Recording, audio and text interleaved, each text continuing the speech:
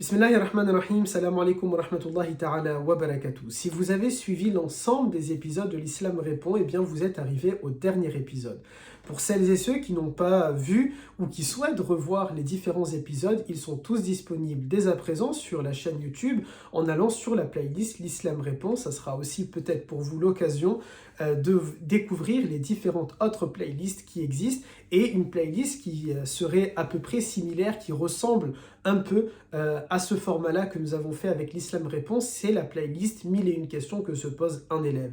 La différence entre ces deux playlists, quelle est-elle? 1001 questions que se pose un élève, ce sont tout simplement des questions que mes élèves ici à Montpellier, les garçons que je mentor, m'ont demandé, m'ont posé, et donc j'y réponds dans des vidéos très courtes, de manière à ce que ce soit compréhensible.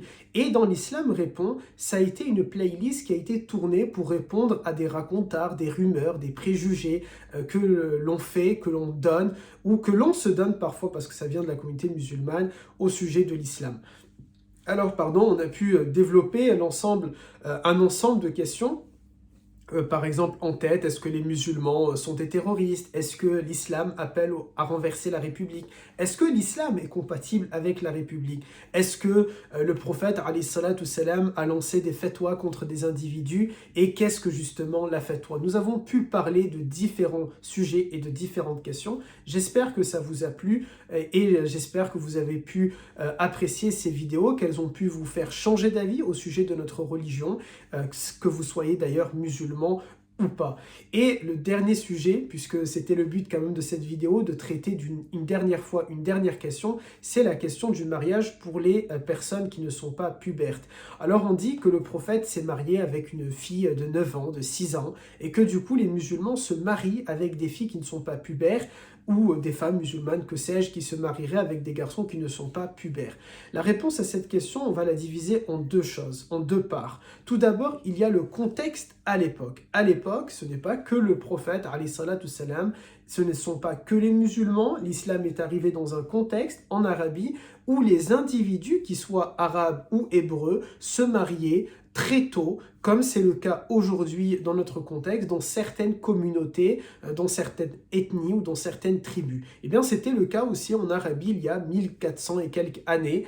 Les personnes se mariaient, qu'elles soient pubères ou qu'elles ne soient pas pubères. Ça, c'était un contexte particulier. Ce n'est pas une norme de l'islam, ce n'est pas quelque chose que l'islam a défendu, ce n'est pas quelque chose que l'islam a appliqué. C'était un contexte particulier qui concernait à la fois les hommes et les femmes musulmanes ou pas musulmanes. C'était le cas notamment au sein de la communauté du peuple d'Israël, puisque l'une des épouses du prophète, en l'occurrence sa fille, qui fait partie du peuple d'Israël, de Banu Israël, eh bien, tout simplement, elle avait été mariée alors qu'elle était très jeune et qu'elle n'était pas, selon certains récits, encore pubère.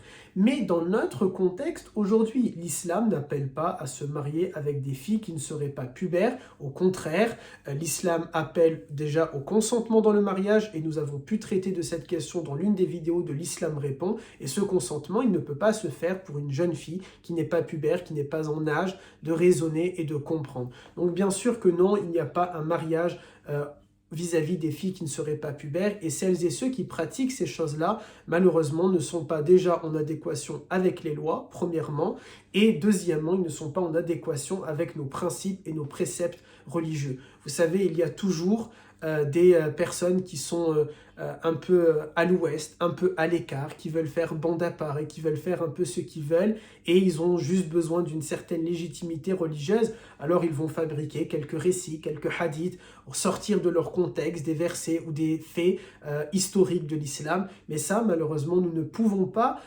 constamment devoir défendre l'islam dès qu'il y a un musulman sur terre qui fait n'importe quoi. Nous sommes une famille, une communauté de 2 milliards d'individus, nous avons nous aussi malheureusement dans notre communauté, dans notre Ummah, nous avons des mauvaises brebis, nous avons des personnes qui ne veulent pas suivre les règles, qui s'entêtent à faire que ce qu'ils désirent eux-mêmes et ne veulent pas suivre les préceptes de la religion, et ensuite ils se justifient et ils se donnent une légitimité avec l'islam, au nom de l'islam, mais ce sont tout simplement soit des menteurs, soit des manipulateurs, soit des personnes vicieuses, des personnes mal intentionnées, parfois bien intentionnées, mais avec un manque de science, un manque de bagage, un un manque de savoir. Donc rassurez-vous, les musulmans n'appellent pas à se marier avec les filles non pubères.